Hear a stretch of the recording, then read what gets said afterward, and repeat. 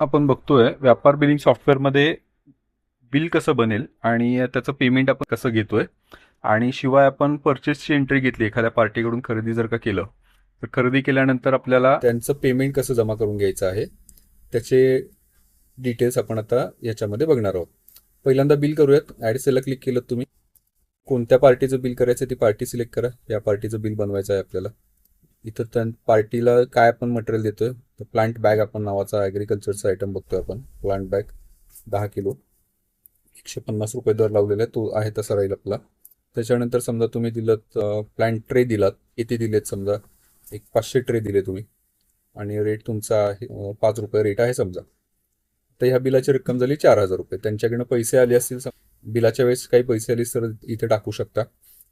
आणि आता बऱ्यापैकी आपलं मटेरियल कसं असतं, कस्टमरला मटेरियल जातं आणि पैसे नंतर येतात, त्यामुळे हे आपण रिकामच ठेवतो. आता उधारीवरतीच बिल बनवूया. सेव्ह म्हणलं तुम्ही, बिल झालं तुमचं प्रोडक्टचं. बिलामध्ये दोन दोन आयटम आहेत.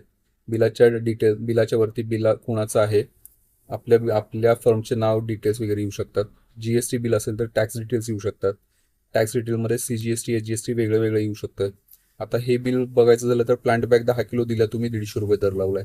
प्लांट ट्रे दिला, तुमचं काय स्पेसिफिकेशन असेल त्यानुसार नाव आपण ॲड करू शकतो. 500 पीस दिलेत 5 रुपयाच्या हिशोबाने 2,500 रुपये, त्याचे सगळे मिळून 4,000 रुपये रक्कम झाली.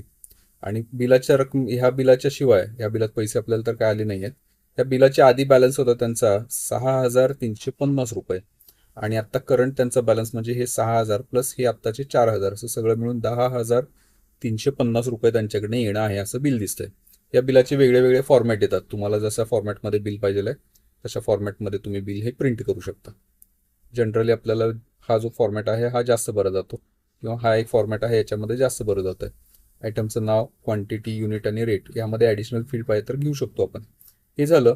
प्रिंट म्हणलं की बिल प्रिंट होत आहे आणि हे बिल सगळं तुम्हाला व्हॉट्सअपला डायरेक्ट कस्टमरला पण सेंड झालेलं आहे. क्लोज केलं तुम्ही. हे बिलिंगची प्रोसेस झाली. आता ह्या पार्टीकडनं आपल्याला पैसे आले. पैसे घ्यायच्या वेळेस आपण पार्टीजला गेलो, त्या पार्टीचा बॅलन्स बघितला. इथं आहे शिवकृप ॲग्रो 10,350 रुपये. याला क्लिक केलं, त्यांचे ट्रान्झॅक्शन दिसतात. आपल्याला पेमेंट घ्यायचं आहे तर इथं क्लिक करणार आपण. पेमेंट इनला जाणार. पार्टीचं नाव आलं, पेमेंट किती आहे दिसतं, हे दिसतंय. त्याच्यामध्ये रक्कम टाकायची किती आलेत आपल्याला. समजा त्यांनी 5,000 रुपये तुम्हाला जमा केले. ती आलेली रक्कम टाईप करा. बिल आणि रिसिप्ट नंबर टाकू शकता. सेव्ह म्हणलात तुम्ही. हे बिल त्यांचं पेमेंट जमा झालेलं रिसिप्ट आपल्याला तयार झाली. व्हॉट्सअपला पण मेसेज जातो त्यांना. शिवाय आता इथं आपण बघूयात नॉर्मल प्रिंट करायचं तर याची प्रिंट येऊ शकते. आता बघूयात आपण परचेस बिल. हे आता ही पार्टी आपली विक्रीची आहे. ही पार्टी या पार्टीकडनं आपण खरेदी करतोय समजा. या पार्टीचं अजून खरेदी आपण बनवली नाही तर खरेदी करताना ॲड परचेसला क्लिक केलं. या पार्टीकडून काय मटेरियल आलं असेल तर फोन नंबर, बिल नंबर वगैरे सगळं आपण टाकू शकतो. या पार्टीकडून समजा आपण फवारणीचे मशीन घेतो. तुम्हाला किती नग तुम्ही घेतलात हे विचारलेले, तर 10 पीस आपण खरेदी केले. किंमत 1,600 रुपये आहे. 1,600 मध्ये समजा बदल आला तुमचा, 1,650 झाले समजा. प्राईस बदलली तर प्राईस चेंज करता येते. त्या 1,650च्या हिशोबाने 16,500 झालेत. ह्या बिलाच्या अगेन्स्ट तुम्ही त्यांना पैसे दिले असतील, समजा 6,500 तुम्ही आत्ता दिले आणि 10,000 रुपये तुमचा बॅलन्स राहिला. सेव्ह म्हणलात.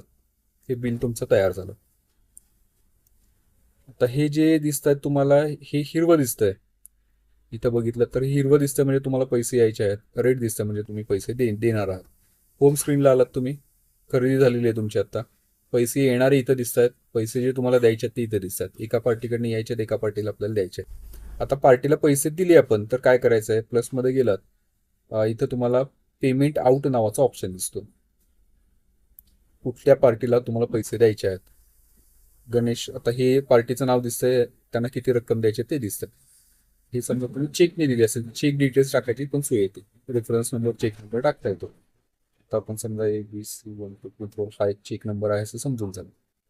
आणि त्याच्यानंतर इथं आलात तुम्ही, किती पैसे दिलेत तर 10,000 बाकी होते, त्यातले 10,000 सगळे देऊन टाकले तुम्ही. 10,000 म्हणलात, सेव्ह म्हणलात.